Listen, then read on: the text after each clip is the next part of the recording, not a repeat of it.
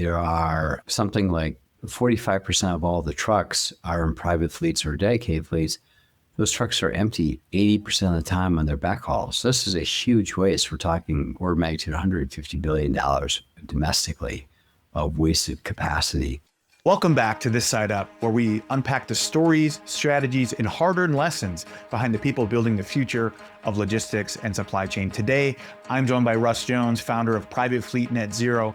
Russ has spent his career across logistics, digital freight matching, product, private fleets, giving him a very unique perspective on an enormous inefficiency hiding in plain sight: private fleet trucks returning empty. So in this episode, we'll talk about why private fleets run empty nearly 80% of the time on backhauls.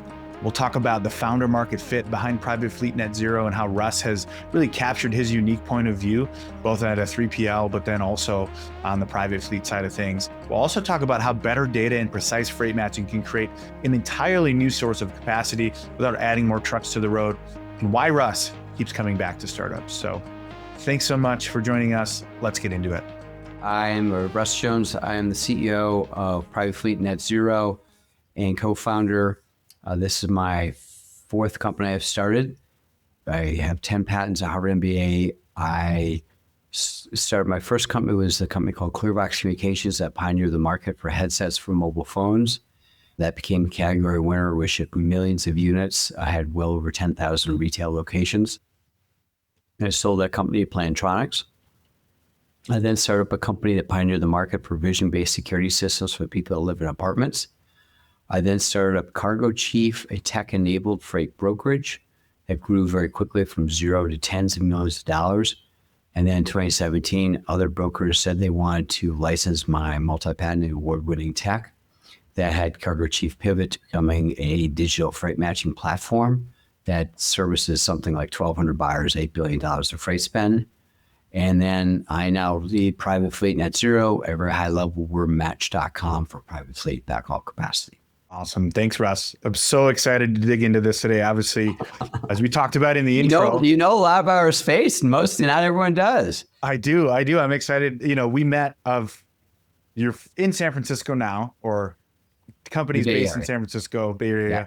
We met in the unlikely of places in the Green Bay area, which I often tell people is the real Bay Area, because we spend a lot of our times between the coasts and between, the Bay Area and whatnot. And it's always fun to meet. I think we met through the Generator cohort in their accelerator. And so I was excited to meet not only founders from San Francisco coming to Green Bay area, Appleton, Wisconsin, those sorts of things, but also doing similar things in freight that we've helped solve. And just always interesting to understand how people are attacking the market and really what they see, right? I think there's definitely benefit, especially in this age of AI, where you see what other people don't. And I think those sorts of opportunities are rare. And then being able to act on that opportunity and have some of your experience, as you mentioned, in some of your other companies, I'm sure having private fleets, having things where it just became a no-brainer to you that this was a solution that could impact and help not only the bottom line, but also drive top line results too for these companies. And so I'm excited to dig in here a little bit, Russ. And like I said, I appreciate you taking the time. So I guess talk about, of all of your experience, you've built companies in communications, security, now logistics, like what's really the common thread in all those problems that you see? We talked a little bit about private fleets. That's the obvious answer. What's the unobvious answer? That's a good question. I have bounced around through industries. I think what gets me excited is when there's a large market that has a need and it's easy to explain the need. The first business, people need to use their mobile phone hands-free. That's easy. Everyone gets that. The second business, people need security for their loved ones that are in apartments. Everyone gets that. Now what we're doing with Private Fleet Net Zero, order of magnitude, there are something like 45% of all the trucks are in private fleets or dedicated fleets. Those trucks are empty 80% of the time on their backhauls. So this is a huge waste. We're talking order of magnitude $150 billion domestically of wasted capacity. And we're matching that capacity up with sophisticated buyers that want to take advantage of that capacity and enjoy a great service at a substantial discount to market. Yeah. Is there a specific moment you realize that, obviously, like in brokerages, in public, I guess other fleets that are maybe for contract? Like, it's obvious we need to optimize this backhaul. What was the moment you realized that, like, I went hey, to there's the National Private Truck Council Conference. It's a once a year show in May in Florida. And I went to it for the first time, had 20 conversations the first day. And like, oh my gosh, this is the best business opportunity of my career. I got really excited. And so that's where we really started off and started getting Private Fleet Net Zero going. yeah, how'd you go from idea to first customer? Was that in network? So I'm Was it good out at of doing network? that. I've done that a number of times. So I scoped out the size of the market by doing a bunch of research. I had maybe 50 conversations before starting the company. So I have feel for the demand for on both the fleet side and the buyer side. I've been working in the world of brokerage for a decade, so I understood deeply how brokers are. And I have a background in digital freight matching. So I was able to generate a very compelling minimum viable product. And then I raised capital on that and then found developers to work on it that were experienced and had done hundreds of integrations in our space.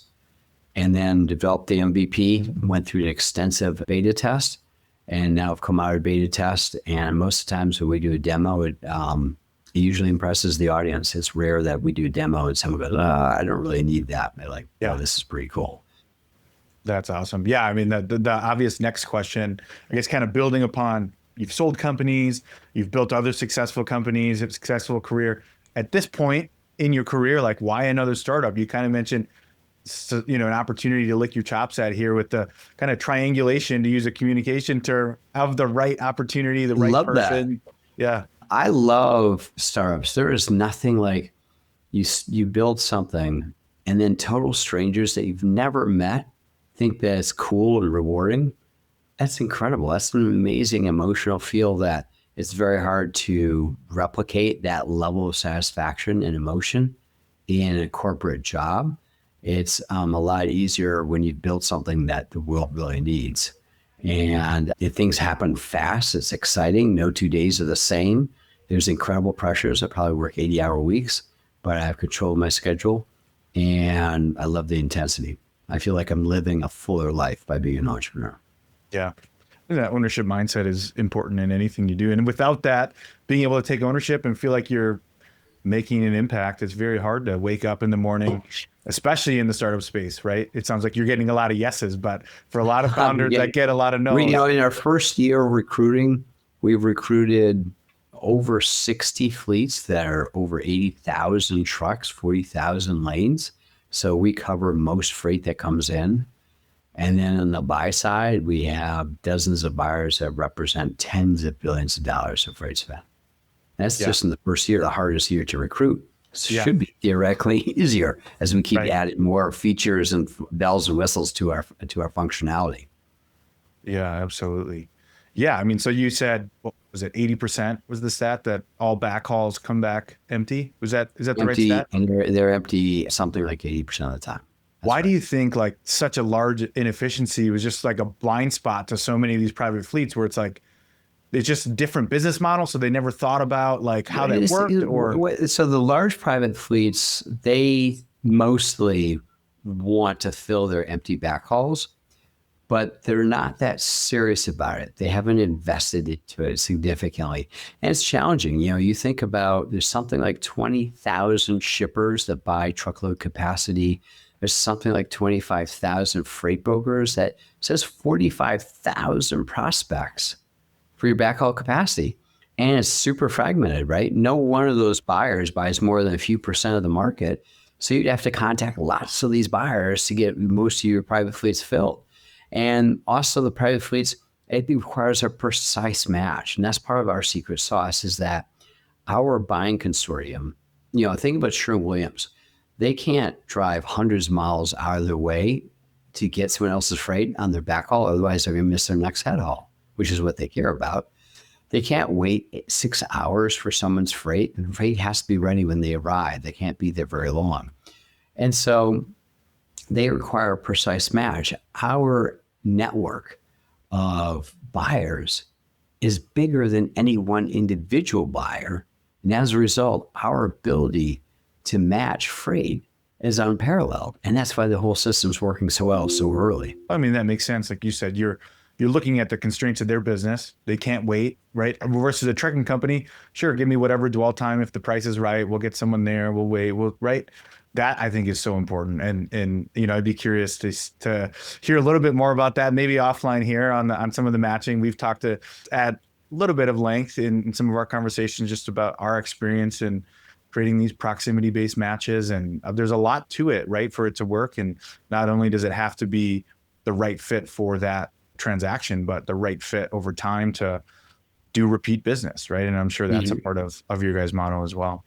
One thing I was curious, like, do you look at this as you're creating a new freight market, or like making this invisible freight market more visible, more accessible to others? Like, how do you think about that? I feel this is capacity.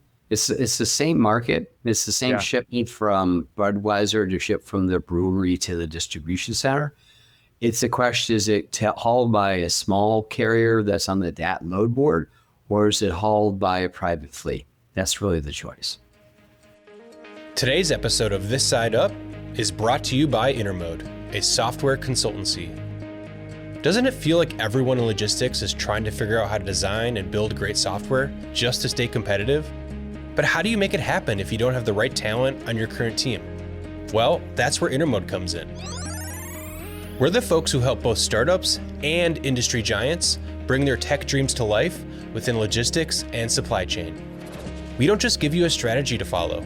We execute with you by designing beautiful interfaces, building scalable design systems, and bringing Silicon Valley level engineers to build it right the first time.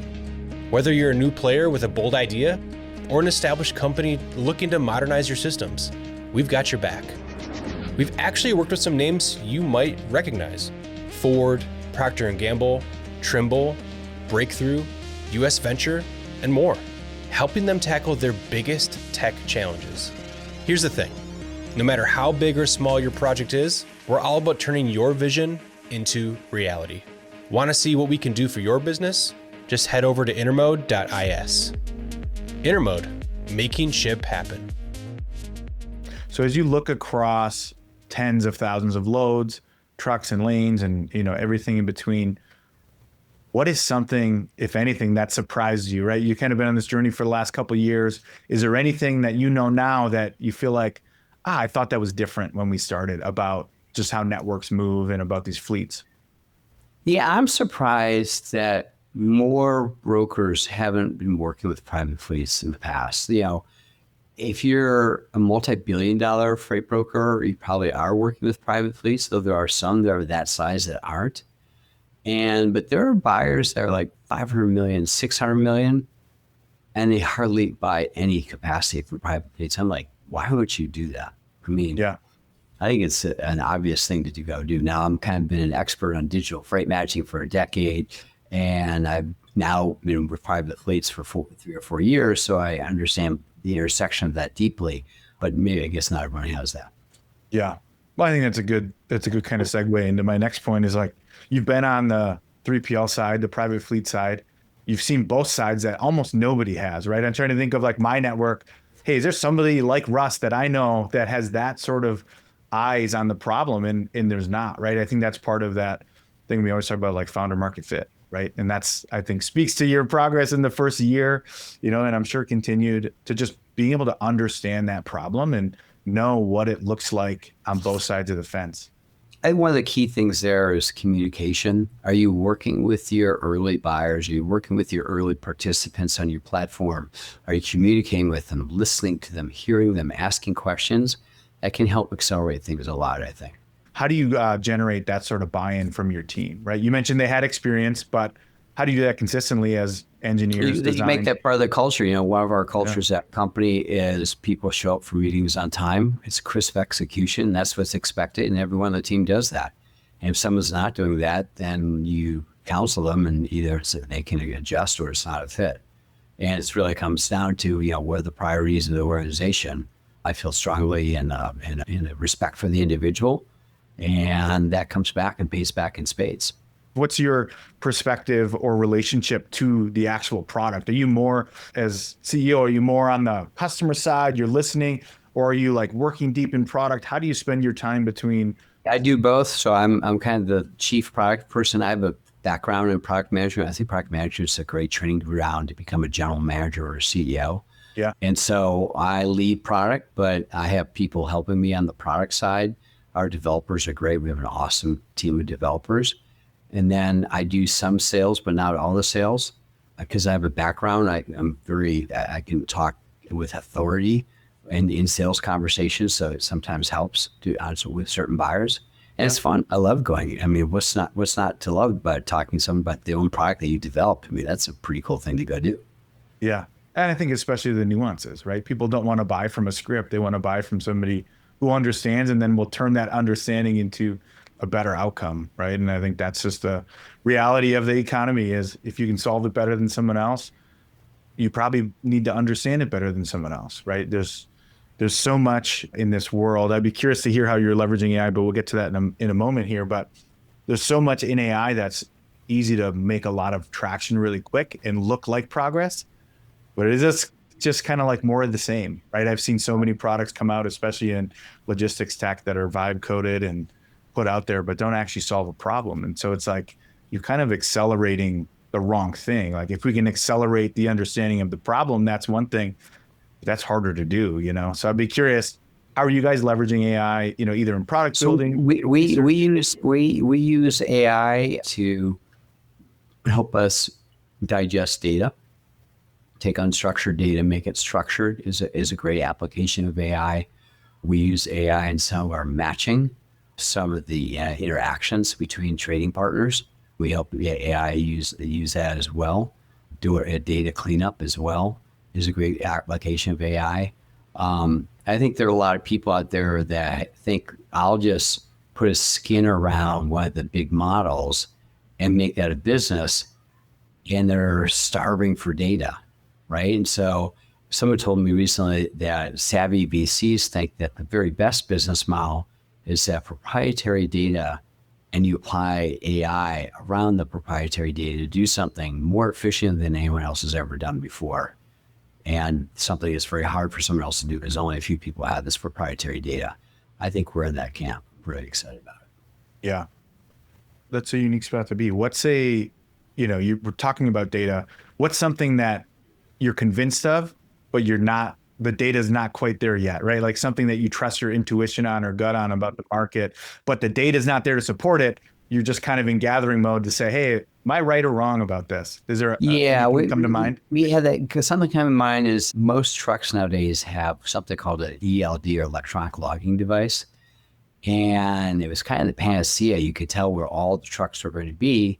And we learned that the truck drivers and the trucking firms didn't really want to share that very sensitive data. So it never filled its promise, but it's still something out there that's kind of interesting, and maybe down the road that will become more of the norm. But at least today, that wonderful data set is, I think, hidden for the most part.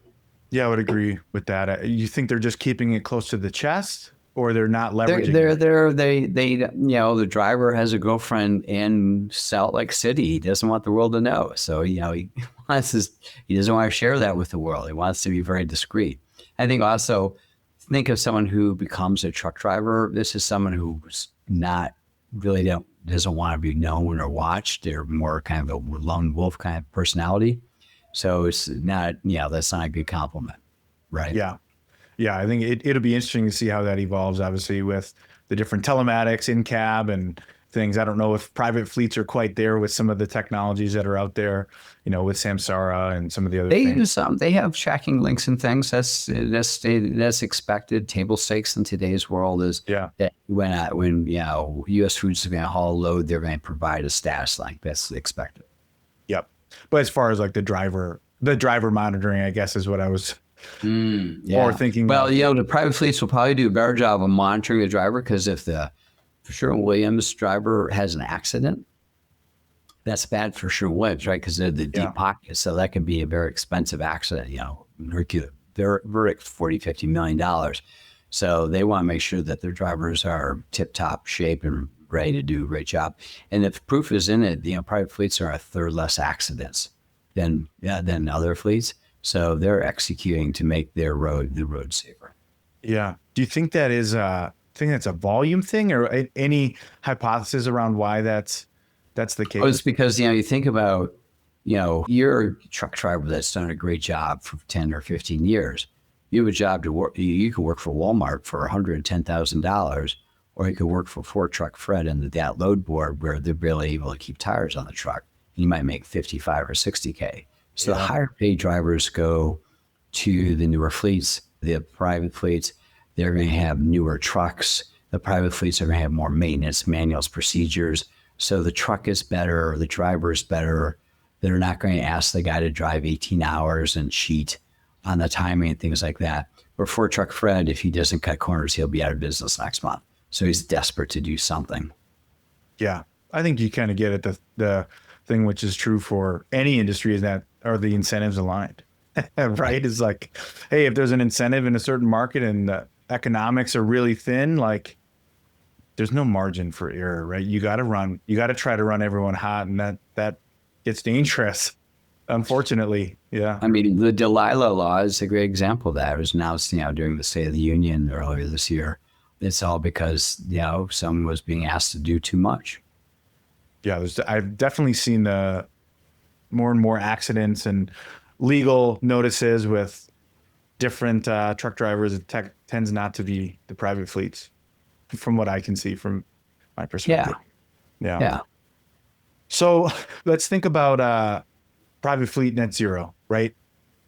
10 years from now, if it works exactly the way you envision, right, and things are moving smooth and private fleets are, full capacity backhauls, like what does the freight market look like, right? I mean, you're talking about a significant amount of trucks now making a revenue stream out of, empty capacity or underutilized capacity. Like, what do you think that looks like in the freight market 10 years from now? I think in 10 years from now, you'll see, I'd say maybe 20% of the trucks, maybe 25% of the trucks are autonomous. So you have, I think a private fleet would be more inclined to do that than a Ford Truck Fred. You'll see network like Private Fleet Net Zero is helping to do a lot of matching, thousands of matches a day. You would see less pollution because there's less empty capacity running around, just wasting fuel and capacity and things like that. From my perspective, top consulting firm that works on global logistics a lot thinks that our technology be well utilized and well received in other countries. So I'd like to see Private Fleet Net Zero being active in Asia and in Europe. Wouldn't be surprising. I think we'll be active in Canada and Mexico probably later this year. So we'll grow that way. I don't think we'll go into air because there aren't as many service providers. Part of our magic is we have, order of magnitude 1 million trucking companies in the United States that can haul truckload capacity. So there's a lot of confusion. It's a very inefficient market. If you only have 6 people that will fly from San Francisco to Auckland, it's hard to make a lot of difference. Yeah. And so I think we'll stay probably on ground transportation. I like intermodal. I think door-to-door intermodal services make a lot of sense. I think people don't use them. They're afraid of them. They're not familiar with them. I'd hope to see that market would grow as well. Or where we are is, you could think of it as a blue ocean strategy, where there's no one doing what we're doing, and we're making us all work very easy and seamlessly. Where in the for-hire world, it's a red ocean, it's a bloodbath, it's a race to the bottom with typical broker margins of 2 to 3% EBITDA margins. We have very hard business. Yeah, I think there's definitely, it's interesting to think about, right? As we're having this conversation, I'm thinking about other markets that are similar to this, in that one of them's a mercenary, the other one's a missionary. Who's more successful, right? Is it about the mission and ownership and outcome, or is it about getting the job done as thin as possible? And yeah, definitely interesting to think through. I guess, where can people go to find more out about private fleet, and maybe talk a little bit more about who the ideal customer is for you guys? Okay. So first, Andrew, thank you. To learn more about our platform, please go to www.privatefleetn.com. And the ideal customer for us is someone who buys $50 to $500 million worth of truckload capacity. They need to be large enough where they understand what a private fleet is and can appreciate the advantages of higher level service and substantial discount to market. But I don't want them so large that they already have a team of 10 people who've been calling on private fleets for the last 4 or 5 years. So we're kind of an outsourced private fleet recruiting function for a large corporation. We're starting to talk with shippers I'm actually going to go later this month to the Oracle show and network there and get to know some of those shippers and some of those fleets that are there. Yeah, that's great. Well, I appreciate you being on here, Russ. Thanks for spending the time. And yeah, always excited to talk to people that are pulling on the string that is their experience and their unique point of view. And I think it's always rare when you get somebody who really matches up with where their career's been and where it's going and is able to leverage that in a good way. Very often I see a lot of founders that maybe have success in one vertical or industry, try to hop to another and find out that it is a different ballgame. And so, different rules, different players. Exactly. It's good. It's like, I think I'm an extrovert, so I have no problem walking into a show, a conference room, a mixer, and there's 200 people in the room. I don't know anybody. I'm totally comfortable walking in and starting to get to know people. Not everyone's that brazen. So I think that helps if you're a switch industries to be an extrovert. Yeah, definitely. Thanks for joining us on This Side Up. Don't forget to subscribe, rate, and review our podcast to help others find us. If you have any questions or topics you'd like us to cover, feel free to reach out. And if you want to be a guest, let's connect. Until next time, keep your shipments safe, your logistics smooth, and your curiosity on the move.